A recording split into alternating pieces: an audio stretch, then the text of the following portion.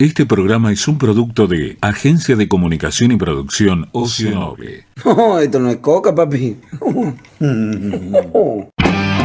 Llega al dial de provincia Sin Conexión.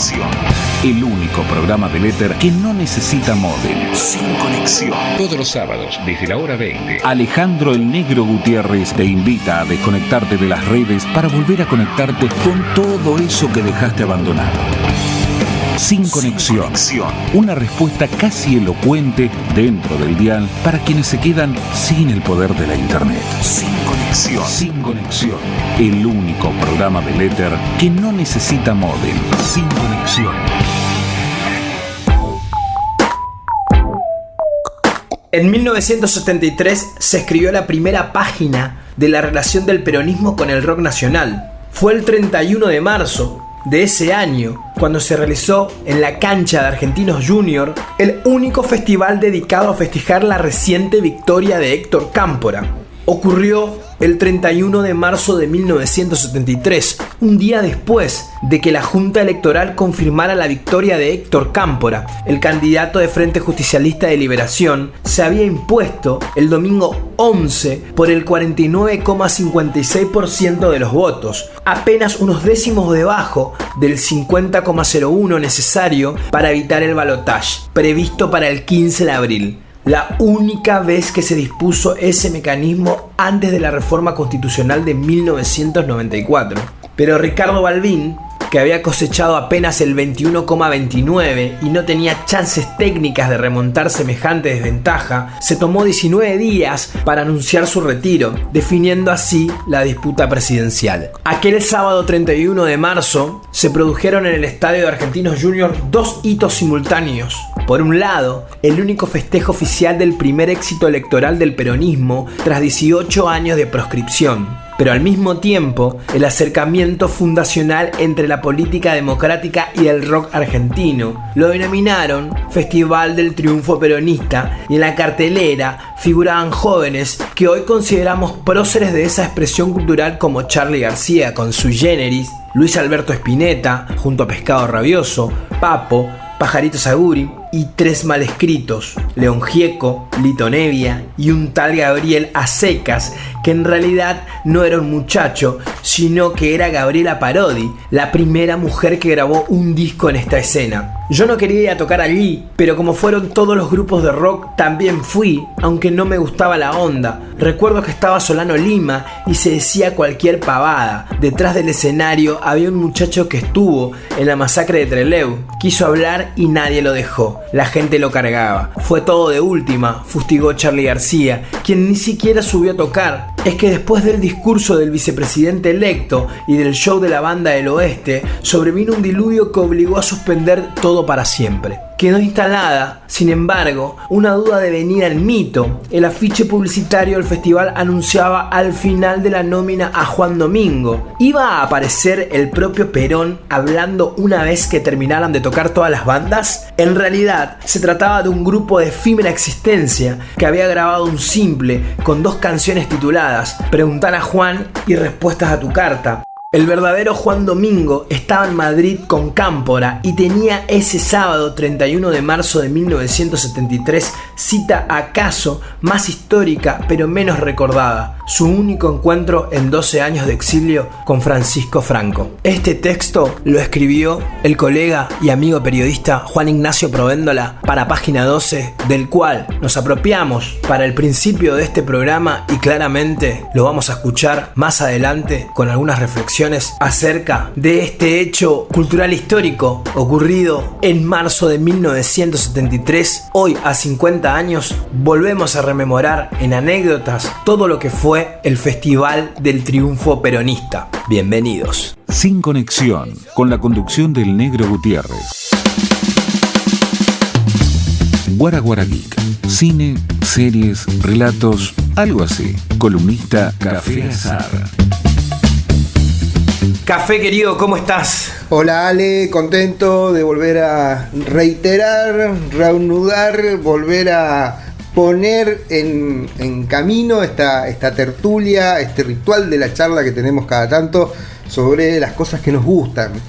Esto se llama Guaraguara Geek, digamos, la columna, pero bien podría ser pop. Una vez le preguntaron a Gilberto Gil qué es el pop, y él dijo, es gustar de. O sea, la idea del conceptual, cultural del pop es hacer algo que guste. Bien.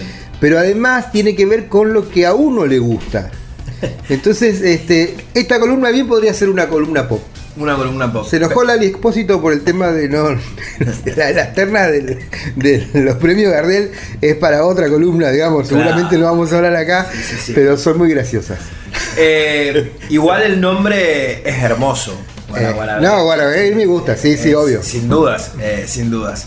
Bueno, hablando de tiempos y espacios, creo que el título de la columna que se viene ahora debe ser la columna más política. Exacto, en 6 años nos destrabamos, nos estudiamos, debatimos y por fin vamos a hablar, digamos, directamente. O sea, vamos a recordemos que una de las normativas del periodo de las dictaduras de post 55 fue justamente borrar de todos lados, y estaba prohibido decir la palabra Perón. Bien.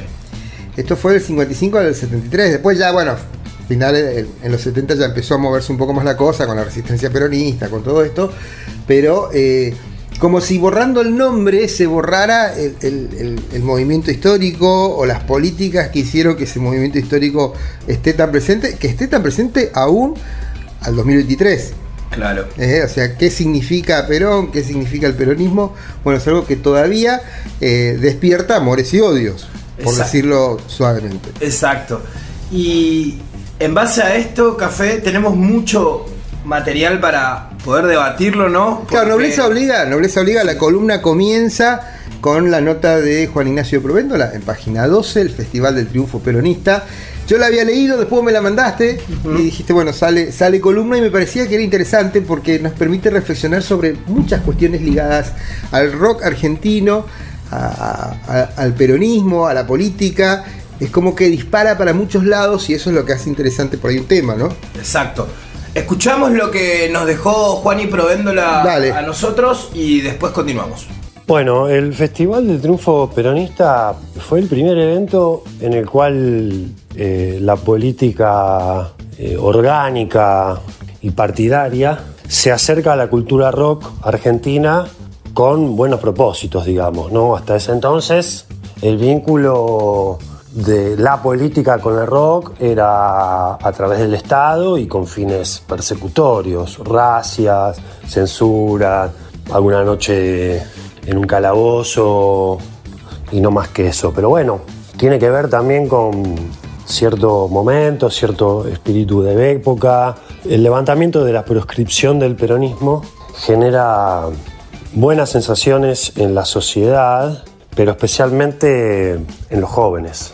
Y en ese momento el rock no era masivo como lo es ahora, pero estaba empezando a ser consumido de manera interesante, sobre todo por jóvenes de clase media, que militaban en el peronismo. Se levanta la proscripción y se organiza este festival. Curiosamente, el mismo día en el que el colegio electoral proclama ganadora a la fórmula Cámpora Solano Lima.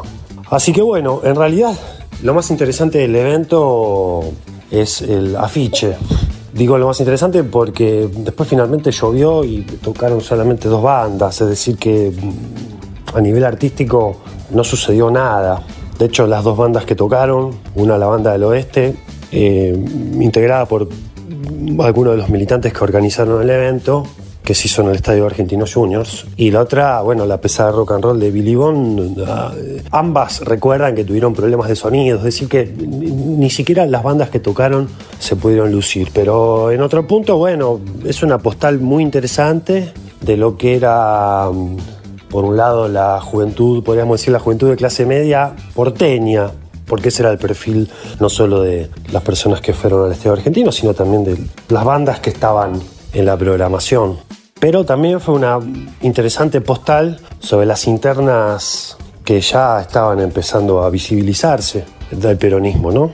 Y bueno, y en ese sentido creo que por eso se lo recuerda al festival, porque es un ejemplo ya de esas discusiones que había hacia adentro, y también en otro punto un anticipo de lo que sucedería después, porque es en el 81 cuando la última dictadura también empieza a mirar con simpatía a la cultura rock argentina y se acerca a través de Roberto Viola. Él crea un Ministerio de la Juventud y organiza unas reuniones entre sus asesores y varios de los músicos conocidos, Charlie, Lebón, Spinetta, etcétera, etcétera. Así que bueno, nos queda la historia de un festival que al final no se hizo, ¿no?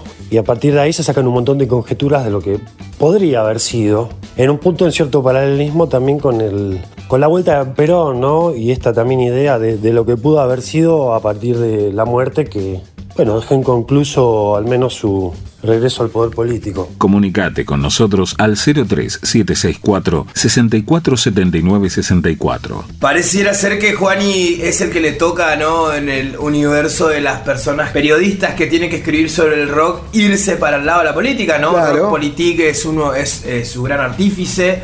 Y bueno, creo que ese mote le ha dejado a Juani, ¿no? Y también esa idea de poder sociológicamente interpretar en base a lo que estaba pasando musicalmente los 70 y los 80. Sí, y sobre todo ver algo que por ahí no nos gusta ver, digo, quiero decir, muchas veces, sobre todo en el rock, se ha generado como una suerte de no sé si mística o de relato. Claro, yo hablando de relato, pero me parece que también nosotros tenemos que poner en cuestión o generar ciertos debates respecto a determinados relatos, ¿no? Me acuerdo hace unos años atrás me habían hecho una entrevista y yo decía, bueno, no, el rock como ni siquiera sé como movimiento, como grupo de músicos que hacían rock, no eran una oposición política en términos de qué hacer con el Estado, de la patria es el otro, de todo esto, en las dictaduras. Sí era como una oposición cultural, es decir, lo que los gobiernos autoritarios, dictatoriales, planteaban como formas y modos de vida, eso el rock justamente lo rompía. Y creo que ahí está un poco el origen también de por qué incluso en estos últimos años muchos de los referentes del rock, no solo acá en Argentina, en todo el mundo, se han transformado en pensadores de una derecha liberal individualista, de ausencia del Estado, y no lo veo mal, digo, tiene una lógica con cierto pensamiento que tiene su origen, me parece, en aquello que se llamó el hippismo, que tiene que ver con esa idea de que la revolución es la revolución interior y que si vos cambiás, la sociedad cambia. Claro. En contraposición a la idea de los grupos políticos partidarios, armados o no armados, no solo del peronismo, sino de todo el espectro político, donde el cambio en realidad viene por tomar el poder en determinadas estructuras que tienen que ver con el Estado. Dos cosas para avanzar, así como la mutación del nombre de la columna, como venías diciendo al principio, Juani también lo decía cuando se encontró con una persona en el canal de Bill para que le pregunta si le podía explicar qué era el peronismo. Claro. Y le dijo, tenés 70 años para poder explicarlo, y eso también es algo que transitamos los argentinos. Exacto. Sí, no, y que va a seguir, y más en esta época, que poder entender, ¿no? Pero acá en estos hechos y un punto central, ¿no? Que es la proscripción del peronismo y esos 18 años. Exacto. Sin Perón. Y hay dos cosas que antes de entrar a esto te tomo como reflexión, ¿no? Ese cambio generacional que vio al primer Perón, el exilio, ya ellos grandes, la llegada, digamos, de otras facciones dentro del peronismo, como Morelos y demás, Juventudes y demás, cómo estaba esa Argentina, y bueno, y resaltando esta parte artística, ¿no? De poder... ¿Y qué pasa con lo cultural ahí? Por eso. Perón tenía, o sea, la época ya de los gobiernos de Perón, quizás el músico más representativo o referente era Antonio Tormo, que era un músico que hacía canciones criollas, que generaba parte del folclore. No era lo que después en los 60 y ya con los gobiernos dictatoriales, post-peronismo, post-primer peronismo, post-55, apareció como el nuevo folclore, ¿no? El nuevo folclore que venía de las universidades, generalmente más cercano al Partido Comunista, Partido Comunista Argentino, que también tiene sus propias características, y ahí aparecía Mercedes Sosa, César Isela, todo ese folclore combativo de una clase media universitaria, fundamentalmente. Claro. O sea, este tipo de planteamientos no significa que después no se haya extendido, que haya trascendido sus límites, sus fronteras y que haya sido tomado popularmente. Pero digo, en principio, ese inicio en las bateas discográficas tenía que ver con eso, con ese nuevo folclore que aparecía en fin de los 50, principios de los 60, ¿no? O sea, más ligado a canciones testimoniales, cosas. El rock tiene otro origen y no está ligado a las cuestiones más de latinoamericanismo, de indigenismo. No, la visión es una visión más de salir de la civilización. Las primeras canciones de Los Gatos son mucho de el campo como contraposición a la ciudad, o sea, la vida en el campo como mejor. Claro.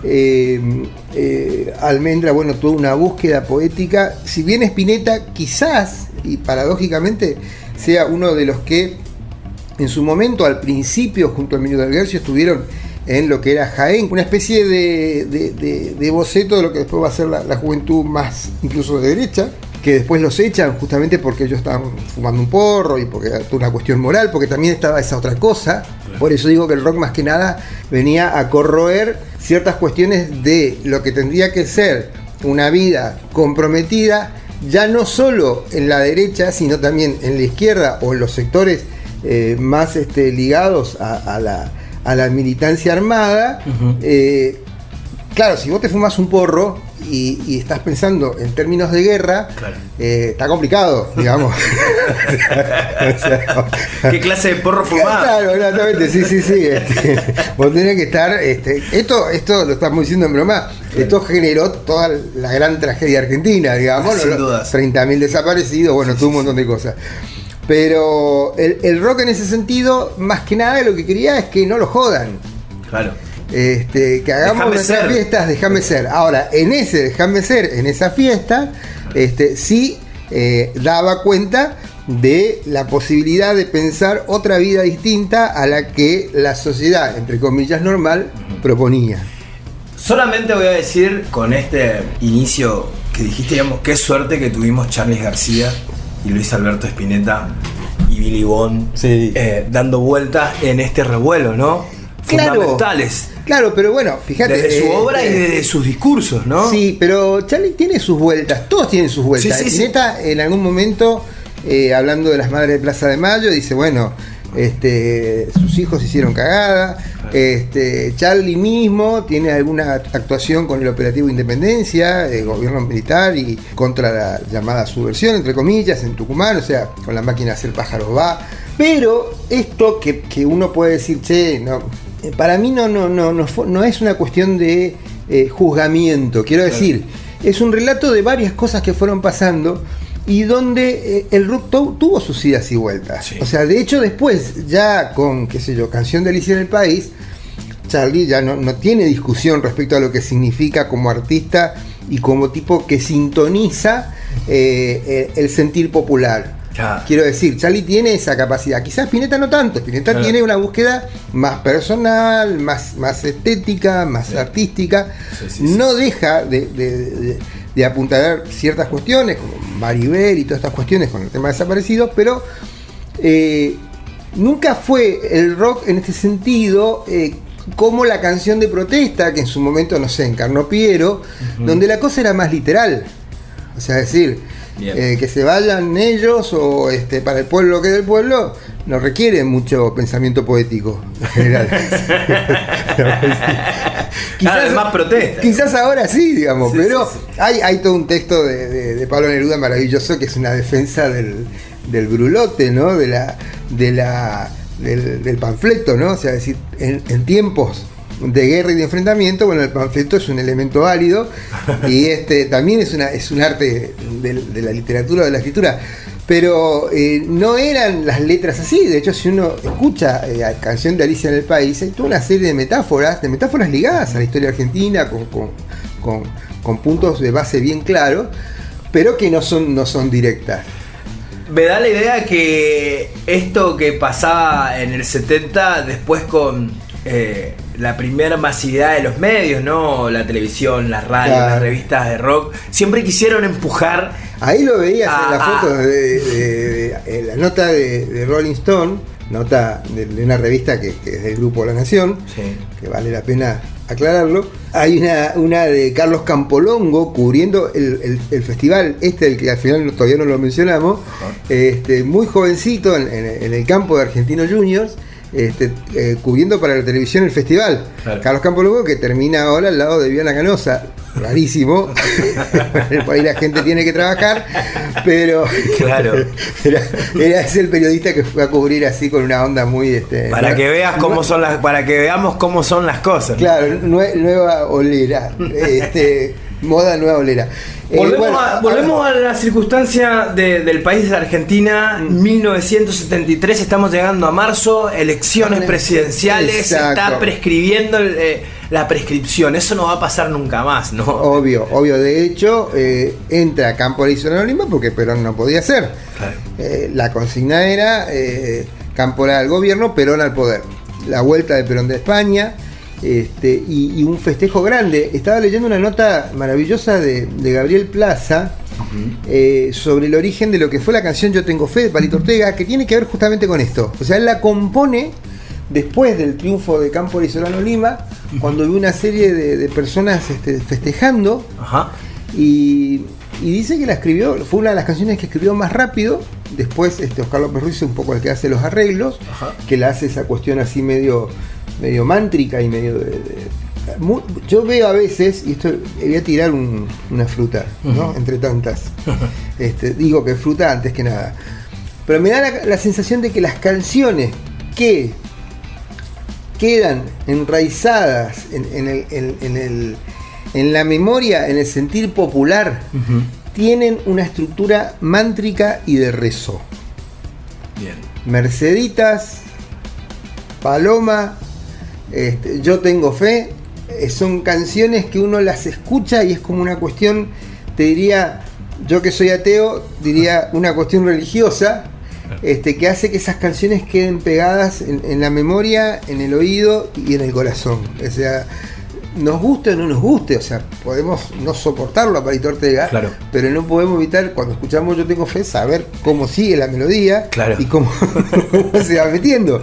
Entonces, en eso me parece, y bueno, Palito cuenta que él la compuso justamente cuando él vio a la gente festejando la alegría, la esperanza que traía este nuevo gobierno de Cámpora y Solano Lima, que después va a ser de Perón, ¿no? Bien, antes de avanzar entonces, Café, en lo que es este festival, esa era la Argentina como venías contando, ¿no? La vuelta de Perón, 1973. La vuelta de Perón, perdón, y otra cosa más, también dentro del peronismo, facciones en lucha, digamos, los sectores más conservadores del peronismo, los sectores sindicales, aquellos que ligados a lo que fue Bandor, el gran líder de la UOM, que hablaba de un peronismo sin Perón, porque él había arreglado con los gobiernos militares el tema de las obras sociales y de la posibilidad de dar beneficios a los obreros de cada sindicato, las organizaciones guerrilleras, que también formaban parte de un gran abanico de expresiones ligadas al peronismo. Me refiero fundamentalmente a Montoneros. ERP era una organización más de izquierda, marxista, leninista, pero dentro del peronismo, bueno, sí estaba Montoneros, estaba la FAP, estaba también la resistencia en la juventud peronista que no formaba parte de Montoneros, pero que estaba ligada tácticamente, estratégicamente en algunas cuestiones, todos los movimientos sociales, los curas villeros. Bueno, el peronismo era como lo es, incluso ahora. Lo mirás atrás y lo era todo, claro. Lo traes acá y es lo mismo. Tenemos hasta el enemigo adentro, decíamos en un momento cuando militábamos en la facultad. El peronismo es tan amplio que tenemos el enemigo adentro. Lo ves ahora y estamos tal cual.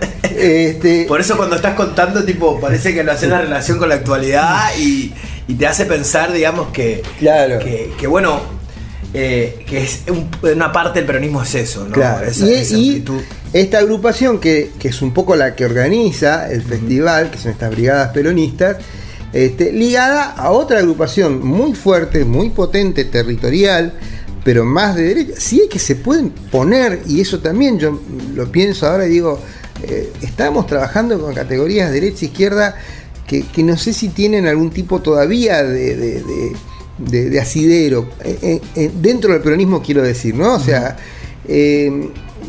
con visiones de lo que era el peronismo, lo que era el trabajo social, lo que era la construcción de poder en los territorios, diferente. Entonces, Guardia de Hierro, que era un sector más ligado a la iglesia, más ligado a los sectores más conservadores, es el que organiza las brigadas peronistas son las que aparecen ligadas a la organización de este festival, que todavía no tiene, si bien hay una persona que aparece, que es Álvarez, el del Mandioca, y con controversias de saber si es real o sí, no. Oscar López, que es un tipo que ya venía hace rato ya en esos planos proto-organizativos, y Álvarez, que es un poco el ¿cómo se llama? El factotum, y es el que habla. Ya falleció Álvarez hace poco tiempo. Sí. Pero antes que esto, Café, sí, voy a aprovechar porque vamos a hacer todo un programa sobre este festival. Y bueno, hablamos un poco sobre lo que comentó Juani en su audio, que le agradecemos. Sí, hiciste un poco el contexto de lo que estaba pasando en Argentina. Te voy a poner un stop ahí y te voy a pedir así rápido, como buen melómano, ¿con qué hacemos una pausa musical de lo que quieras escuchar, de lo que estaba pasando en ese embrionario de canciones? ¿Qué te lleva a escuchar? Mirá, puedes decir la de Palito si quieres, no hay problema. No, pero me parece que hay un tema que no sé si es posterior. A ver, voy a ver bien la fecha de edición del tema. Miralo tranquilo. Es un tema de Aquelarre. Bien. Ya del Guercio post Almendra. Recordemos que ahí ya se habían separado los grandes grupos, que eran Los Gatos, Almendra y Manal, ya estaban separados. Y el tema, si bien es muy metafórico, algunos se lo adjudicaron a lo que pasó en Ezeiza cuando llega Perón. Es del 74, el tema es posterior, pero me parece que es un tema que podemos compartir para dar cuenta de un poco de la idea de esa época. Dice: violencia en el parque de la ciudad, terror en las rutas hay, y así convierten tus manos en fuego. Mañana, qué cálidas aguas te arrollarán desde el grito natural cuando despiertes, si es que realmente te llaman. Y en este parque se conocen tus pies, cielos de bruma, hechos sanarán en tus labios, y en este parque se conocen tus pies. Bueno, es un fragmento de la canción Violencia en el parque, entonces, de Aquelarre. Violencia en el parque de la ciudad, terror en las rutas hay, ya se convierten tus manos en fuego mañana.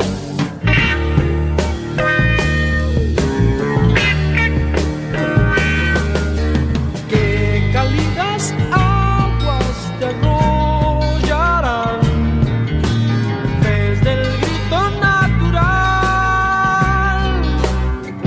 cuando despiertes, si es que realmente te llaman.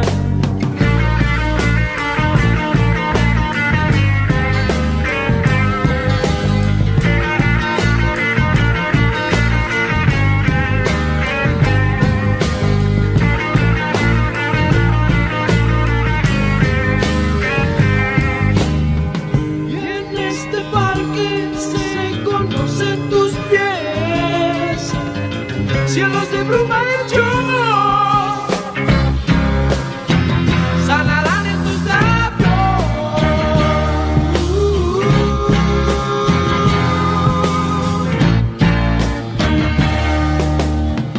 Y en este parque se conocen tus pies, cielos de bruma hechos sanarán en tus labios.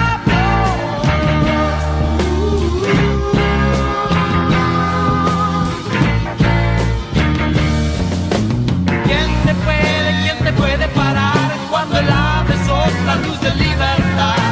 Todos juntos están en el parque cantando canciones del cielo final. ¿Quién te puede parar cuando el ave sopla luz de libertad? Visita nuestra red social www.facebook.com/SinConexionLT17 y reviví todas las columnas. Este programa es un producto de Agencia de Comunicación y Producción Ocio Noble. Sin Conexión. Una respuesta casi elocuente dentro del dial para quienes se quedan sin el poder de la internet. Sin Conexión. El único programa del éter que no necesita módem.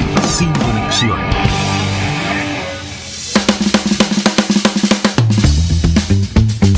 Guara Guara Geek.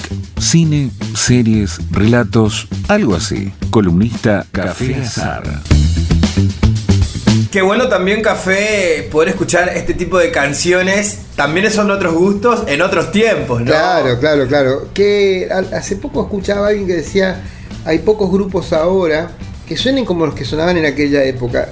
Que es una reflexión tramposa, digo, porque cada música tiene su época, su momento, su sonoridad, su forma de sonar. De acuerdo también, no solo a la creatividad de los músicos, sino también al equipamiento de grabación de sonido que hay en cada época y cómo se grababa cada cosa, ¿no? Y eso modifica también la escucha, modifica, diría, hasta la subjetividad, ¿no? A veces cuando pones a veces, che, eso suena viejo, te dicen, y sí, claro, suena viejo porque el 60, ¿viste? O sea, solo los Beatles remasterizaron todo su material. Sí, pero igual a veces vos escuchás Beatles y decís, si bien para mí Beatles es una parte, claro. Hay gente que sí, ¿eso qué? Bueno, en ese sentido me parece que sí, que cada época tiene su música. Okay. Los músicos argentinos han sido, de rock fundamentalmente, han sido muy cuidadosos con las grabaciones. Claro. O sea, se nota mucho que hay una búsqueda, a veces sale, a veces no, pero si uno revisa la discografía del rock argentino se da cuenta de que hay muy buenas grabaciones que pueden trascender el tiempo. Exacto. Más allá de la sonoridad o la estética del momento, es decir, vos las escuchás y están sonando bastante bien, ¿no? Bien, ahora nos metemos de lleno a la nota de Juan Ignacio y de la que encontramos también de sus pares, como de la Rolling Stone. Exactamente. En la cual hablan de un festival, Café, que cumplió 50 años, el 31 de marzo de 1973. Ajá. En Buenos Aires, ¿sí? El Festival del Triunfo Peronista. Eso es lo que llama la atención, ¿no? Era lo que vos hablabas, ¿no? Cómo ligar a la contracultura, a la cultura, o quienes hacen del arte otra mirada, acoplarse al fenómeno social, político, que era el peronismo. Exacto.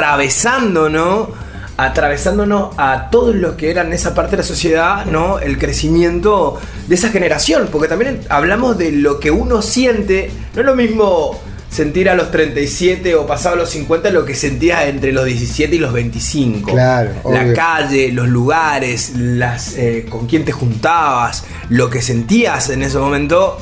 Todo eso está conjugado, digamos, en este festival, me parece, ¿no? Así es. Es como una rara mezcla de cosas, ¿no? Que aparecen ahí en este primer festival. Festival del Triunfo Peronista. Del Triunfo Peronista, ahí está. Con la participación de los conjuntos de música moderna. Claro. No decía de rock. No, música moderna. Sí, todavía después va a ser la música progresiva y después va a ser el rock. Cuando ya no era ni rock ni nada, pero bueno, pasa a ser. Pero eso es ahora. Eso es ahora directamente ni hablemos. El tema es, este festival del Triunfo Peronista. Y decía, creo que en la nota de Rolling Stone está un testimonio de Jorge Garaoche, que es el de Canturbe, que era muy jovencito, vivía ahí cerca del estadio de Argentinos Juniors. Ahí se hizo el festival, o se intentó hacer, porque esto también tiene una historia que uno la puede pensar como arquetípica o como premonitoria, ¿no? O sea, el festival tenía los números quizás más importantes del rock, de la música moderna, como decíamos, de aquella época. Estaban todos los mainstream. Estaban todos exactamente. No hay más. Tipo, era lo que teníamos ahí. Exacto. Ahí tenías Aquelarre, justamente, lo que escuchábamos en el bloque anterior. Billy Bond y La Pesada, que era una super banda.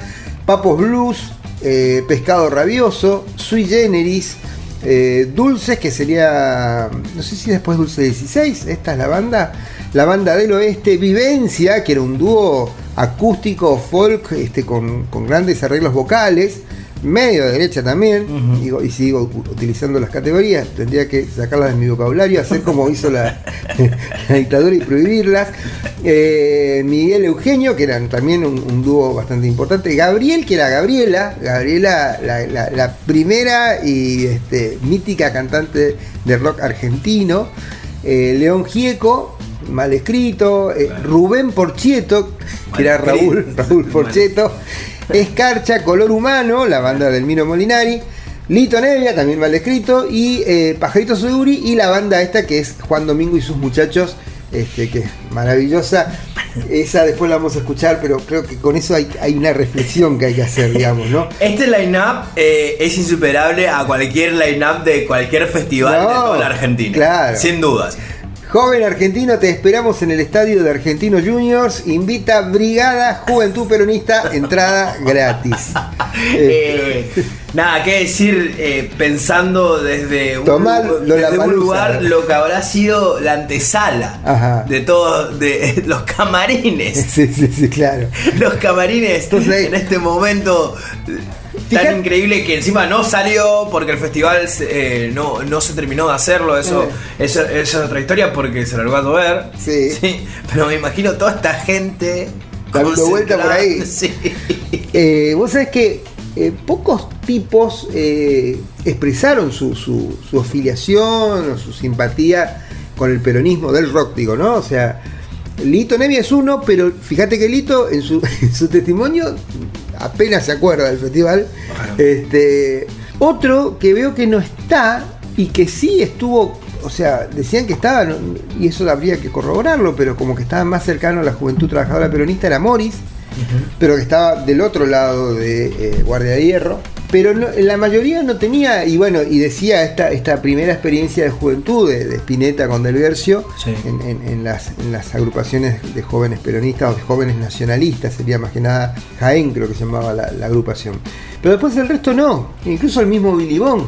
Y a mí me parece que la idea, si Jorge Álvarez tuvo mucho que ver con esto, es decir, aprovechemos esto para meternos. Es decir, seamos, como decía William Burroughs, ¿no? O sea, el lenguaje es un virus y es el virus que permite transformar y convertir y destruir incluso las cosas, ¿no? Entonces, en esta conjunción aparecía esta posibilidad de hacer un gran festival con las grandes bandas y hacerlas más masivas, porque también recordemos que esa época no era que se escuchaba ni había grandes recitales de rock. Exacto. Quizás el punto más alto sea, bueno, el primer Barrock, después la despedida de Sui Generis, como recitales masivos de gente. Exacto. ¿No? Y lo que también nos permite tener desde esos registros de aquella época, ¿no? Claro. Después encontramos estos testimonios aislados y con pocas memorias y algunas fotos, ¿no?, de los medios que pudieron cubrirlo. Pero avanzando con el festival, ¿cómo lo veas? ¿Cómo claramente, digamos, cómo lo veía esas bandas, ¿no? Porque nos ponemos a pensar y eso es lo que vos decías, ¿no? Más allá del entorno político que tenía, era la oportunidad para todo este cartel de poder tocar masivo. Sí. Con un sonido que nadie puede imaginar ni podemos entender cómo habrá sido amplificar, siendo el primero. Claro. Con todas las dificultades que tuvo. Pero claramente, digamos, muchos de los artistas que están acá habrán tomado esto como un puntapié para sonar lejos de un barcito pequeño, de un sótano, de una casa. Claro. Me parece que también era eso, ¿no? Digamos, cómo saberlo para no entender, digamos, que no todos están entrelazados con el tiempo y con la causa. Claro. Son como, diría... se me ocurre la palabra de ritual Ahí va. porque condensa un montón de cosas, Bien. mezcla y dispara hacia un montón de lados, ¿no? O sea, para el análisis, para la interpretación, Sí. para la discusión, incluso en cómo se hizo, ¿no? O sea, qué terminó sucediendo en todo esto. Hay discusión respecto a quiénes tocaron y quiénes no, o sea, Charlie pareciera que tocó con La Pesada como invitado, pero no llegó a tocar como sui generis.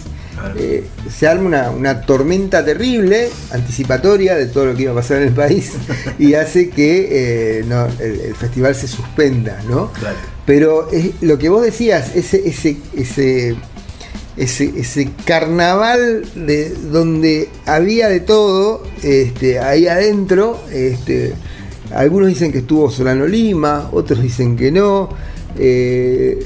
Hubo como no sé cómo decir, es esta cosa de un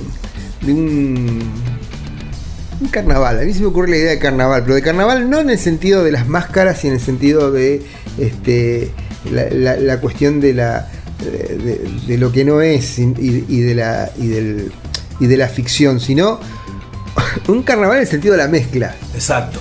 Sí. Un guiso. Sí. Con todo. Un yo pará. Un yo pará, con donde sí se ven algunas de las cuestiones que hay ahí metidas adentro, ¿no? También otra de las cosas, Café, que habla sobre este festival es la cantidad de personas, ¿no? Digamos, o sea, algunos medios de los que estuvieron hablan de 15, otros de 20 y Sí. otros de hasta 30.000. Sí. Sea como fuera, de 15 para arriba, 10 es un montón. Ya era un montón. Es un montón. Y de hecho cuando Menos uno mal ve- que se largó a llover real porque podría haber pasado Claro. cualquier cosa. Cuando uno ve las fotos estas que recupera Jalil en la revista Rolling Stone, de Miguel Grimberg, quizás uno de los grandes testimoniantes del rock argentino, si yo hubiera sabido esto, después me enteré, obviamente lo vi a través de la nota de Página 12 de Juan, digamos.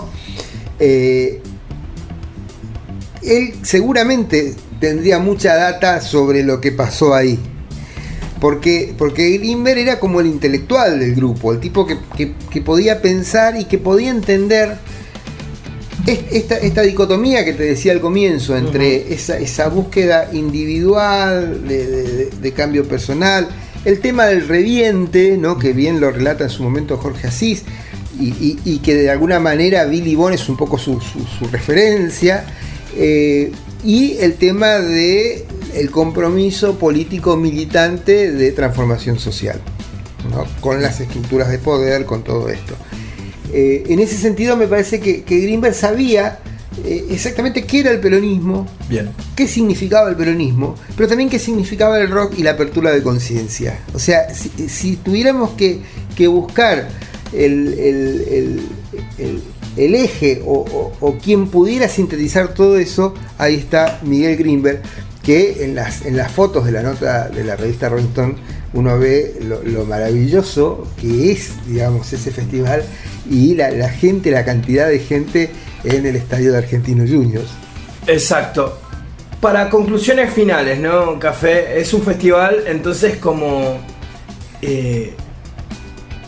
lo dijo Juan Ignacio, el kilómetro cero. Exacto. Sí, para muchas cosas, ¿no? Para entender un poco a la música que se estaba gestando y quiénes eran los artífices de ese año, de esa época, y cómo fue creciendo, ¿no? En los devenires de las décadas, Sí. cómo fue la vuelta del peronismo, las facciones que vos dijiste y cómo se fue gestando también, digamos, los nuevos frentes, ¿no? Obviamente, porque son obviamente. 50 años que uno cree que es un montón, pero hay que ponerse una crítica. Menem estuvo 10 años, restale 10 años menos, Claro. a esos 50. Hubo, ¿cómo se llama? El gobierno facto cívico-militar, Sí. se restale otros años más y ahí empezamos a quedan 25. Sí. Entonces, digamos, es Bueno, nuevo. ese famoso discurso de los 70 años, o sea, que en general usa la derecha, está bastante viciado de falsedades. Dos cositas más que me parecen interesantes que tienen que ver con, por un lado, Jorge Álvarez, en el 70 sacan el libro Pidamos Peras, el disco Pidamos Peras a Mandioca, con las bandas que formaban parte de Mandioca, Sí. y el dibujo de Daniel Melgarejo, que era una pera gigante, un perón. Claro. Y ahí estamos de vuelta con la metáfora y todo esto, ¿no? Sí. Y la pesada, que venía de El Rompan Todo, Claro. de Luna Park, que también es un punto de inflexión en la historia del rock, pero también en la historia argentina, porque sobre eso después se asentaron interpretaciones que tenían que ver con el espacio que tuvo el rock y de aceptación o no, poniendo eso como haciéndolo más visible.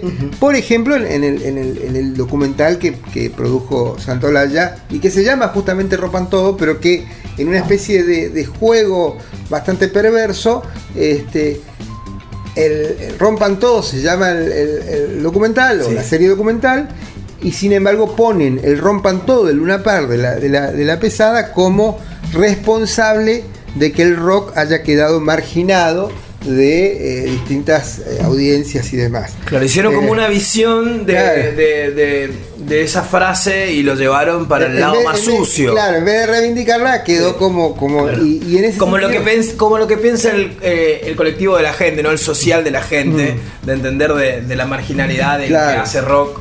Tiene que estar en un lugar. Exacto. Yo había escrito una pequeña reflexión sobre esto que justamente se llamaba Rompan Todo menos, y ahí van los puntos suspensivos. Digo, el Rompan Todo de la serie es un Rompan Todo más ligado a una suerte de posicionamiento bastante de máscara, aunque, y en esto también empiezo a contradecirme, según Dylan, quien usa máscara dice la verdad, y él la dice sin ninguna máscara.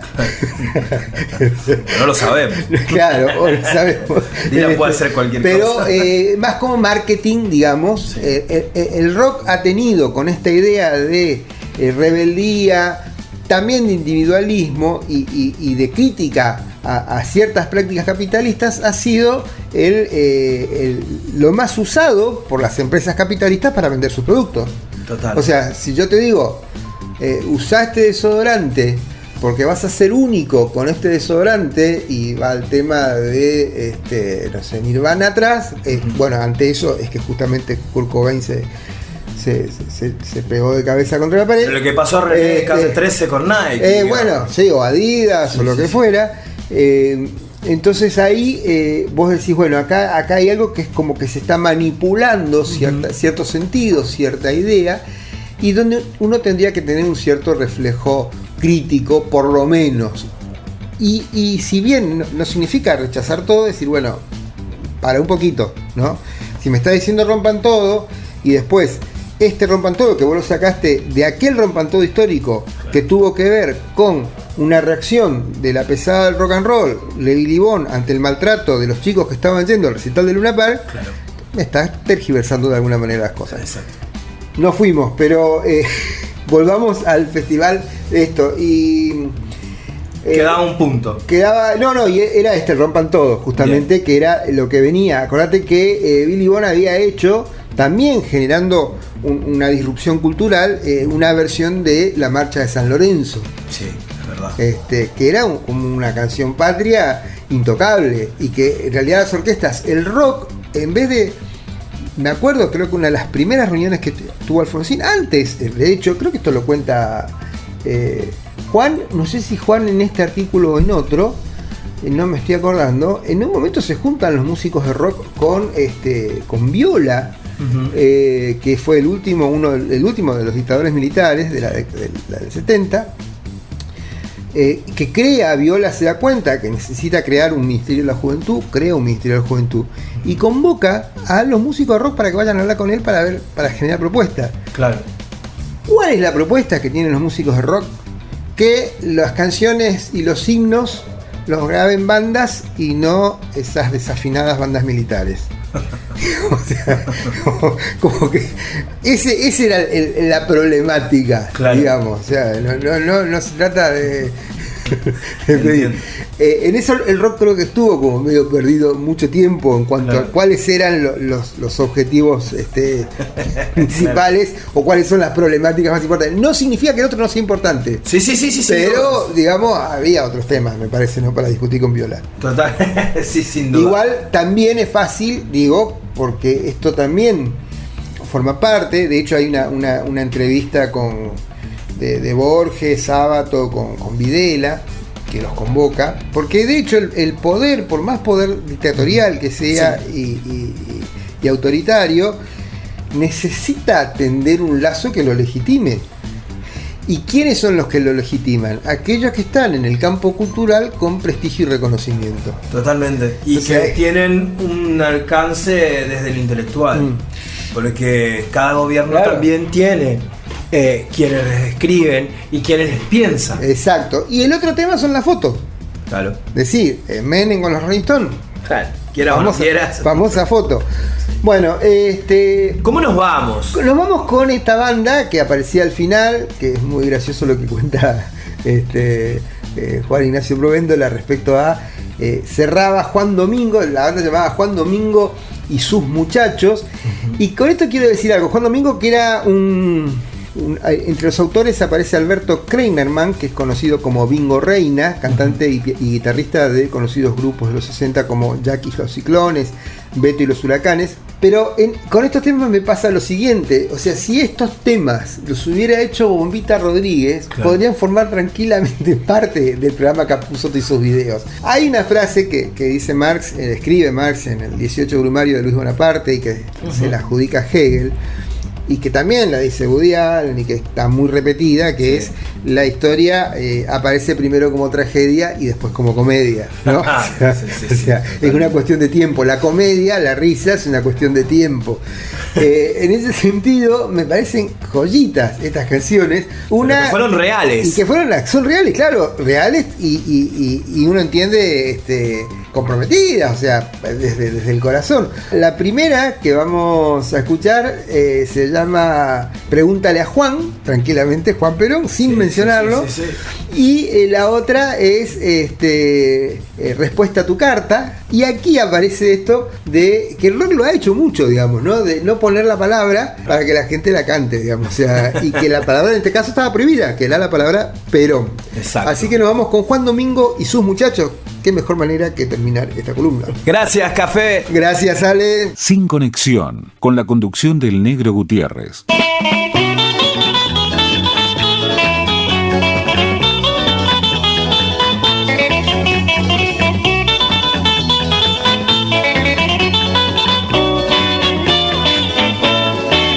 Pregúntale a Juan, si quiere venir.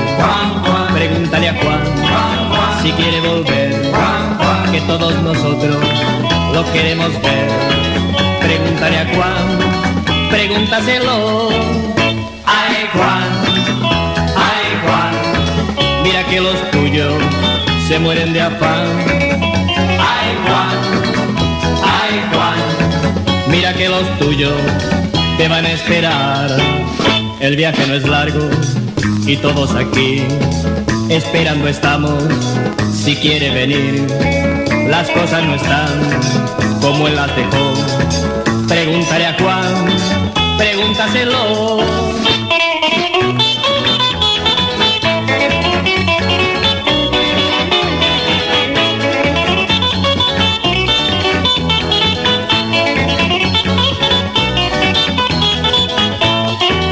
Pregúntale a Juan, si quiere venir.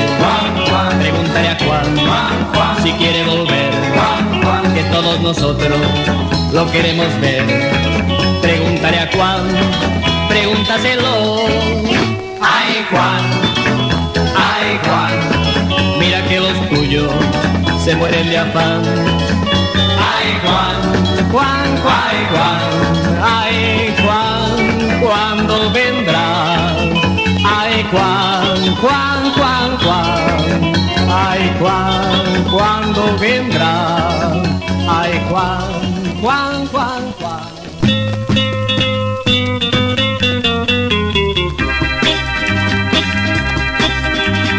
Estas respuestas hasta ti llegará.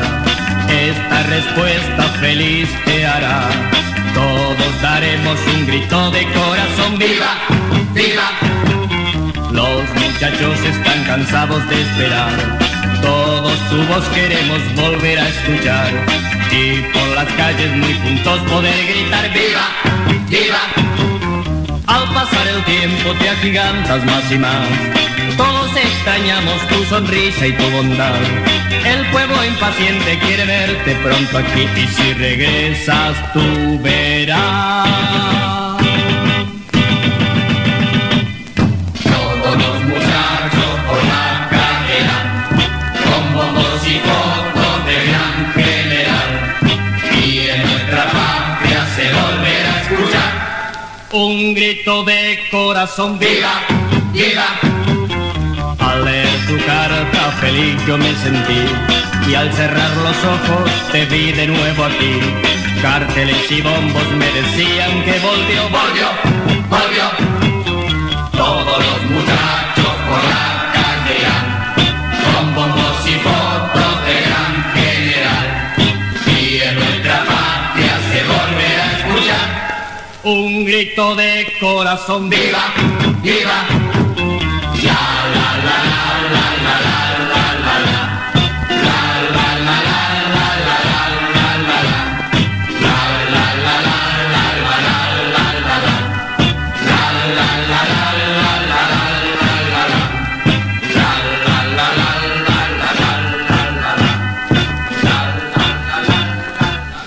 Visita nuestra red social www.facebook.com/Sin Conexión LT17 y reviví todas las columnas.